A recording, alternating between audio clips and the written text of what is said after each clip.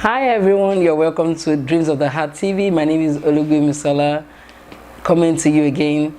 And today I just have something really interesting to talk about. I'm talking about don't settle for less, you're meant for more. You know, this is a new year, we're still in the month of January.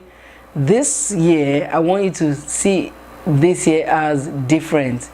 I want you to see this year that you don't want to remain where you were last year. You don't want to look back at the end of this year and then you're thinking, oh, did I achieve anything or am I still in the same old place? So today we're going to be talking about settling for less. And you might wonder, what does it mean to settle for less? And I'm going to share from a story. It's in the Bible. It's the story of Abraham and of Terah. That's the story that talks about settling for less. You know, I'm just going to read a few verses and then we're going to talk about it.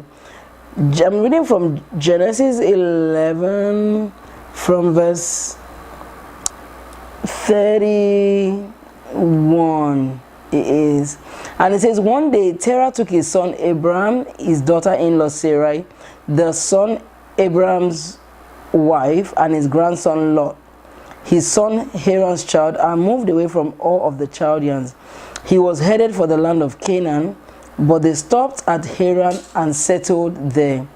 Terah lived for 205 years and died while still in Haran. And verse 12 says, the Lord said to Abraham, leave your native country, your relatives and your father's family, and go to the land that I will show you. I will make you into a great nation. I will bless you and make you famous, and you will be a blessing to others. I will bless those who bless you and curse those who treat you with contempt. All the families on earth will be blessed through you. You know, this is a story of a man called, you know, a lot these days we talk about Abraham, and Terah was Abraham's father. A lot of us don't know about Terah because Terah was a man that left where he was. He left to go to Canaan. He left where he was. But guess what? He didn't get to where he was meant to get to. He didn't get to Canaan. He got to Haran and he settled there.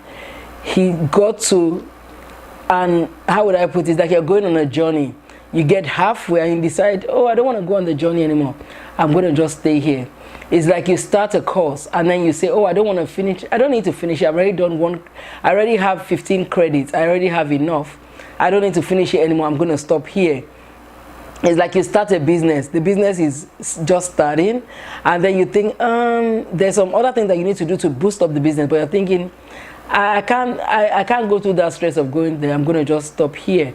So settling here is talking about stopping short of your destination, stopping when you haven't gotten to where you're meant to get to. That was what happened to Terah. Terah is a man that left his family. He left to go to a promised land. He left to go to a land of blessings, but he did not get there. He could not be bothered to go all the way. He stopped midway, and that was where he said, and that was where he died. That story, every time I read it, is so sad. And then guess what? His son Abraham took up the journey. He left, and when he was leaving, God asked him to leave, and he left. And he actually got to his destination. And God told him, if you leave, I'm going to bless you. And he did bless him. You know, so there is something about settling before you get to your destination. It robs you of what is deemed your blessing. I have three things that I was going to talk about settling. I said, when you settle for less, you miss out on the blessings that are ordained for you. When you settle for less, settling for less here in the life of Terah was he stopped short. He didn't know what God had for him in Canaan, but he didn't even get there to see. Look at all the blessings that Abraham enjoyed when he got to Canaan. Terah would have been talking about Terah today, I'm sure, but because he could not go through the whole journey, he settled for less. He settled for less than what was expected of him, and because of that, he missed out on all the blessings that could have been his. Another thing I wrote is that when you settle for less, you're actually stopping some people from their own, from fulfilling their own vision. What do I mean? A mentor of mine normally says, someone in need is waiting on the other side of your obedience, which means that there are some people that are waiting on you to take the steps that you've been ordained to take. There's some people that are waiting on your obedience to do what God has called you to do. There's some people that are waiting on your obedience to start that orphanage. There's some people that are waiting on your obedience to start that business. There's some people that are waiting on your obedience to start that school that you are called to. There's some people that are waiting on your obedience to do the course that you were called to do, which means that when you don't do what you are ordained to do, some other people suffer, some other people are still waiting. And as long as you keep wasting time, they're waiting on you. So that's another thing. There were some people that are waiting on you. What are you doing about it? What are you going to do about it? So you need to not delay. Whatever has been required of you this year, choose to not delay. Choose to not settle for less than where you should go. If you have a destination in mind, decide, you know what, irregardless of the obstacles, we're always going to have obstacles. But the Bible says that for those that are willing and obedient, they will eat the good of the land. Do you want to eat the good of the land? Be obedient. Be willing to go all the way. Be willing to go the extra mile. Be willing, because every time you go the extra mile, what happens? There is a blessing waiting for you.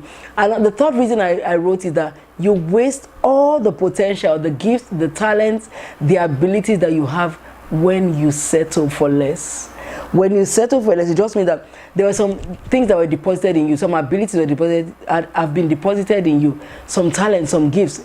When you don't fulfill them, when you go to the grave with them, when you keep them within you, thinking, I can't be bothered to do that extra mile. Oh, you know, and then you keep procrastinating, what happens? You're wasting them.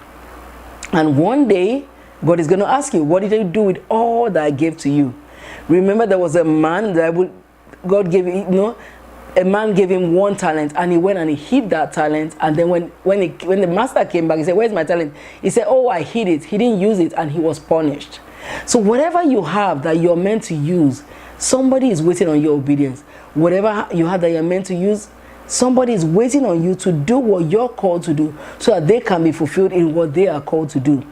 So that's my thing to you today. That don't be like Terah. Don't settle for less. Choose to go the extra mile. Choose to go all the way. This year, decide whatever I embark on, I'm going to finish it. I'm not going to stop halfway. I'm not going to stop just before I get to my destination. I want to reap my blessings. I want to reap my harvest. I want to be told, well done, you have fulfilled all I've called you to do. If you enjoyed this video, I would encourage you to like it, subscribe to Dreams of the Heart TV. I would love comments, testimonies, share it with other people. Have a great week ahead, and see you next week.